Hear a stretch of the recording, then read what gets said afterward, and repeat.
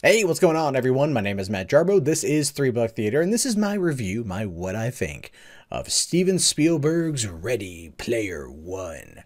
I gotta see this earlier today, and I'm really happy that I did. I needed a couple hours of escapism at the theaters, and I got it with Ready Player One. So much so that I can't wait to go back to see it again.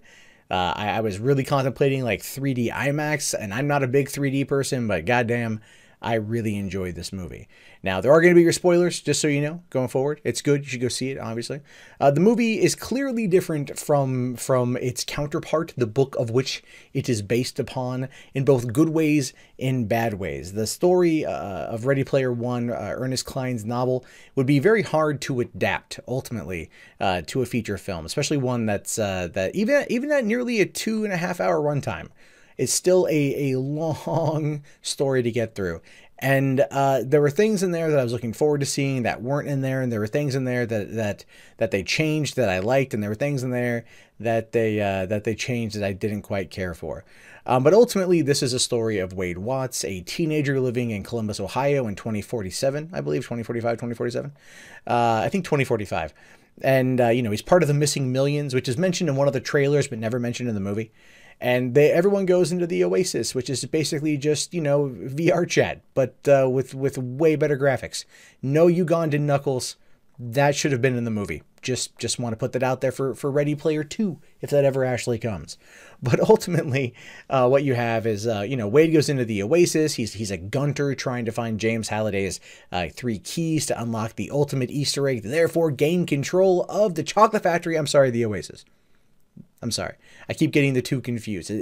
Look, Ready Player One, the book is a love letter to Charlie and the Chocolate Factory. It's a love letter to the 1980s, and that's not a bad thing. Taking the concept, putting it into a game space worked out well. Good, compelling, interesting characters.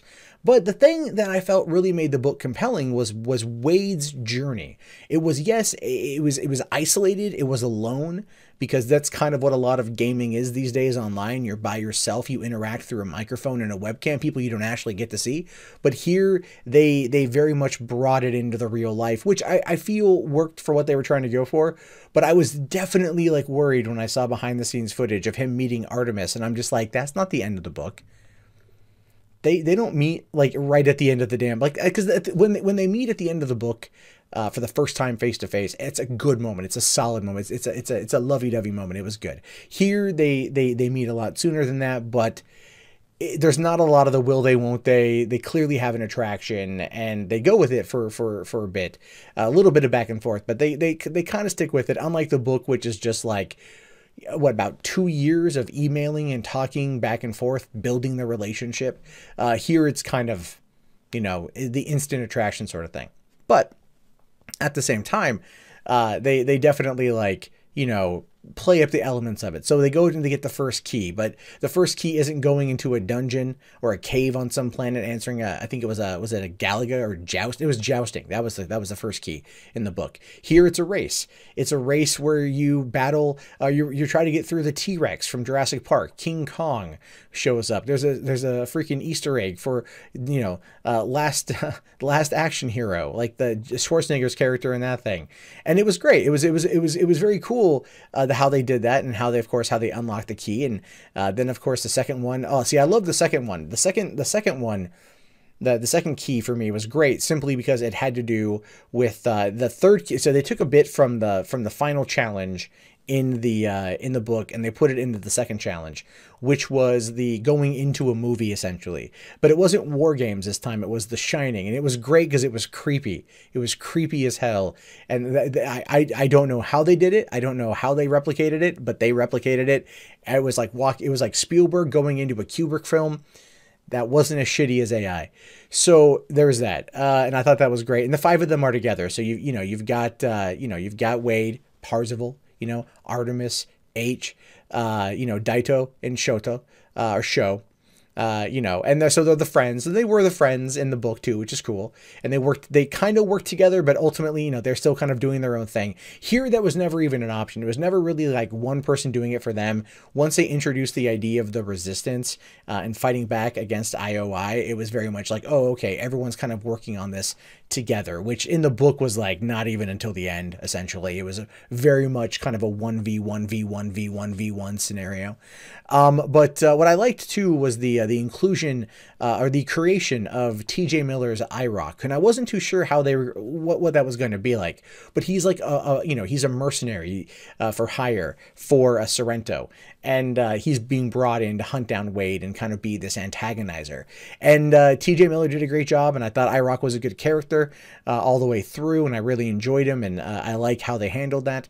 You know, the Artemis was great. Olivia Cook as Artemis was fantastic. I thought she really embodied the character, that, you know, the kind of like spunky, I don't want to say like she wasn't a manic pixie dream girl, but she's kind of like definitely girl next door, but like, you know, angry emo girl next door. That's how I vibed her in the book, and they did well for the movie.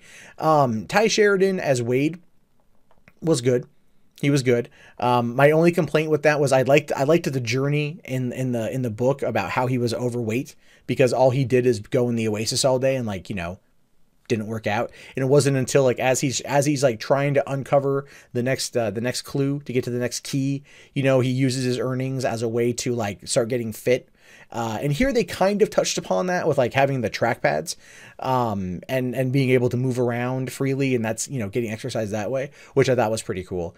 And of course, you know, H wasn't, you know, some middle-aged housewife. This is our mom, really.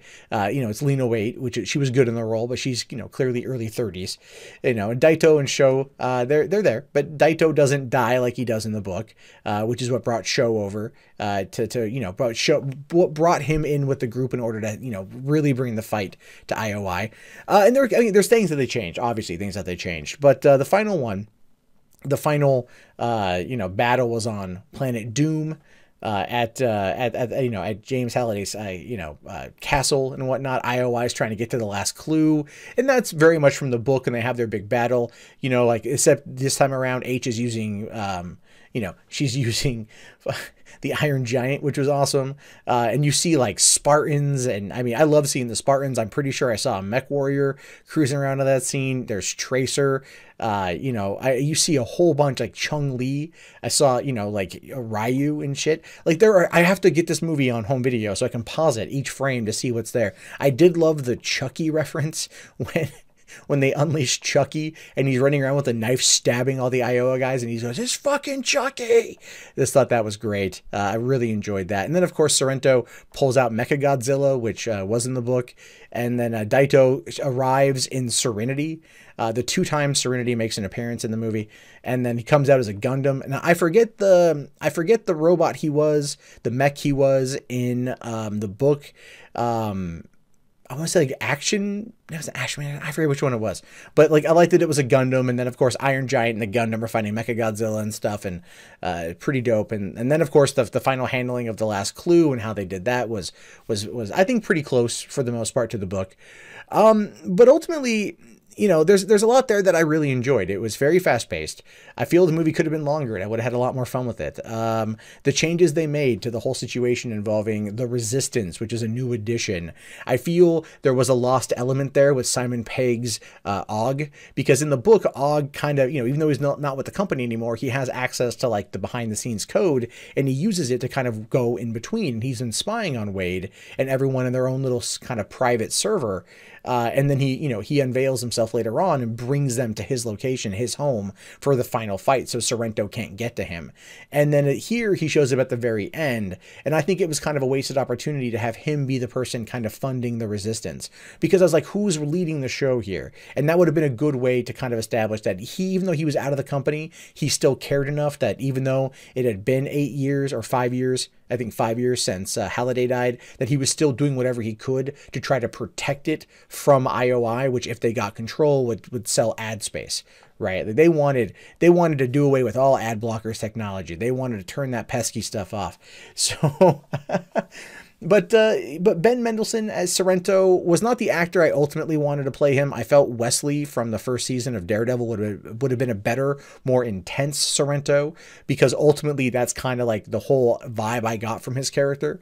But Mendelsohn did a good job trying to be like the corporate asshole. He did good there. And I liked all the other characters. I thought they worked out well. I thought that it was good that Spielberg took it from a very isolated, standalone kind of story, and he brought people together. He brought kids and young adults and people together to fight for a common goal, which to me felt, I don't want to go and say like, oh, it felt like the Goonies. Oh, the Goonies. It didn't feel like the Goonies, but it was kind of in the same vein of that, that adventure, that young, that old Amblin spirit, so to speak. And I had a smile on my face most of the movie. I enjoyed it immensely. Cannot wait to see it again. But I want to know what you guys have to think about this. Be sure to let me know in the comments below if you liked it, if you didn't like it, what you liked, what you saw, who was your favorite cameo appearance, and do you think we might in fact see a sequel, because this movie is looking to overperform on its opening weekend. Originally they had estimated about 40 to 45 million, and now it's looking at rocking a little north, going to north of 50. So maybe, just maybe, we might be able to see Ready Player 2 if Ernest Cline ever writes it. But I really do hope we get to see more out of this world. I felt that it was good, but I don't know where they would take it, and ultimately I don't know if they would need to. But that's why I put the question to you. If you haven't already, thumbs up the video, subscribe, check back later for more content from me, and have yourself a great night, guys. Peace out.